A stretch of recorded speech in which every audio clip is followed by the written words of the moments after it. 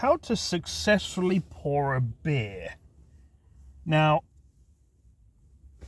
I could tell you, explain how to properly pour a beer. I probably will at some point explain how to pour a Guinness. But actually, why? What's such a big deal? I've been asked to make a video on basically just saw two people having an argument in the car while they're driving along. Like don't be on your phone while you're driving, but also don't be having a freaking argument when you're driving. So yeah, how to pour a beer. See, I was asked to make this video, and I don't see why there's such a big fuss about it. If you pour a beer bad, who cares? As long as it goes, I'll tell you what is a really bad pour is when it misses the glass. That's not a good pour. You should try and avoid that. But the best way to do a beer pour is can or bottle over glass and pour. Make sure it goes in the glass. That's a pour. It doesn't matter if it freaking foams up. It doesn't matter if you got white foam like in your entire glass. Guess what? That foam's gonna go down. You still got the same quantity of beer. Don't know why people make such a big fuss out of it, especially when someone gets it wrong. And I'll tell you what. Bad pouring a beer can be satisfying as well, because like you pour the beer and it's bad, but like you just see the white just fill the entire glass. That is artistic. A glass full of white foam beer. That is art there. And you may see videos flowing around at the moment of me pouring a beer badly. I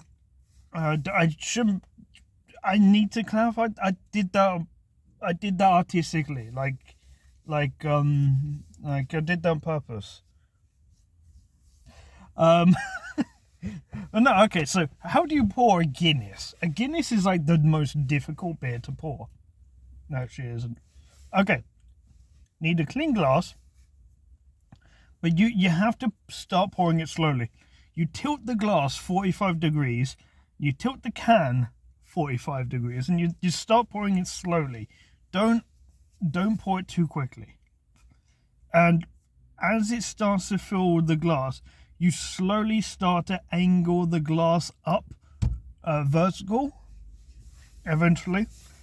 And the last bits you want to go into the middle, because that kind of disturbs it.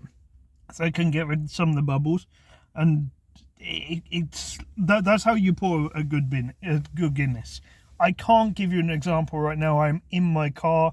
I do not have a glass. I do not have beer, and if I did, I would be pouring it for nothing. But yeah, I don't. Here's the thing.